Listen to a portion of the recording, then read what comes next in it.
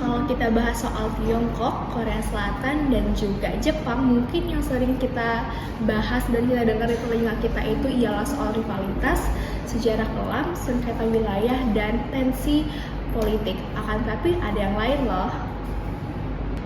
Tapi menariknya dari ketiga kota ini, mereka ini memiliki hubungan khusus di bidang ekonomi loh. Tiga negara ini saling bergantung pada sektor ekonomi, apalagi pada saat kondisi wilayahnya dan sangat tidak stabil. Contohnya bisa kita lihat di Trilateral Summit tahun 2019 di Chengdu, Tiongkok. Pertemuan ini diadakan setelah 3 tahun vakum tepat saat Korea Selatan dan Jepang sedang berselisih hebat. Waktu itu pengadilan Korea Selatan memutuskan Jepang harus membayar kompensasi buruh paksa era kolonial. Jepang membalas dengan membatasi ekspor bahan baku teknologi ke Korea Selatan. Ketegangan diplomatiknya sangat tinggi. Tapi ketiga negara tetap duduk satu meja dan memutuskan untuk melanjutkan negosiasi Trilateral Free Trade Agreement. Ini menunjukkan bahwa kepentingan ekonomi bisa menjadi alasan untuk tetap bekerja sama bahkan di tengah konflik.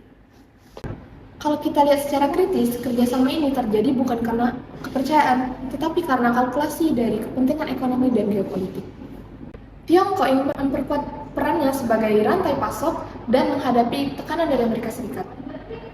Jepang butuh pasar ekspor yang stabil untuk menopang industrinya, sedangkan Korea Selatan ingin melindungi industri teknologinya yang sangat tergantung pada bahan baku dan pasar luar negeri. Jadi, kerjasama ini sangat bersifat pragmatis. Mereka bekerja sama karena saling butuh, bukan karena saling percaya.